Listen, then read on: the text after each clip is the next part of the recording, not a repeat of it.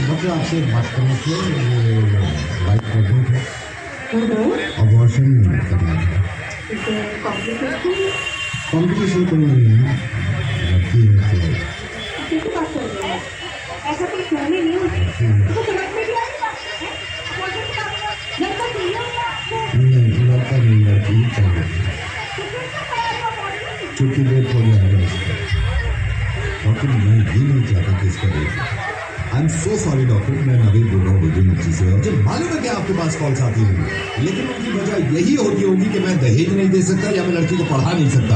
लेकिन अब कॉल्स आया करेंगी और वजह ये हुआ करेगी डॉक्टर कि मैं अपनी बच्ची को पैदा नहीं होने देना चाहता, क्योंकि इसका रेप हो सकता है। दिल्ली में 8 महीने की बच्ची का रेप हुआ। 8 महीने की बच्ची होती कितनी, अगर वो तंदुरुस्त ना हो, इंसान के एक हाथ में आ जाती है, उसका रेप हुआ है। सॉरी मैंने आपका वक्त भी ले लिया, लेकिन मैं बताना चाह रहा हूँ सबको कि ये होने लगेगा, वरना इस चीज को बंद करवा दो। मेरी समझ में नहीं आता कि स्लोगन देखने के बाद लोग खुश हो जाते हैं, बेटी बचाओ बेटी पढ़ाओ। क्यों हम पहले ही जाहिर कर देते हैं कि बेटियां कमजोर हैं, पढ़ी लिखी भी नहीं है, इनको बचाना भी है। ऐसे स्लोगन क्यों नहीं बनते कि बेटे को बताओ और ना माने तो थप्पड़ लगाओ। और जितने लोग इस बात को मानते थे ना कि लड़की घर से बाहर निकलती है तो रेप होता है, उसके रिश्तेदार ने बेडरूम में घुस के उसकी बच्ची के साथ रेप किया। जब इसके माँ बाप ने इस बच्ची को देखा तो खून में लथपथ पड़ी थी, पूरा हॉस्पिटल गूंज गया था इसकी चीख से।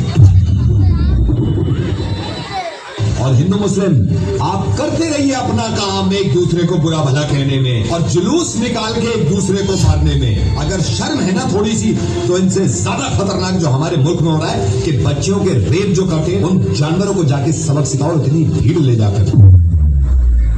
और कोई बताने की जरूरत नहीं है किसी को कि लड़कियां किसी से कम नहीं होती। जब आप किसी को ये बताते हैं कि लड़कियां किसी से कम नहीं है, इसका मतलब यह है कि कहीं ना कहीं पहले से ही दिमाग में हमने ठूस रखा है कि लड़कियां कम होती है।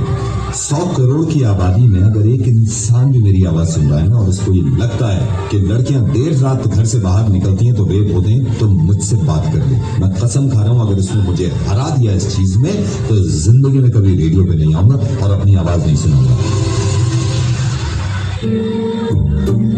कारी कारी रहना सारी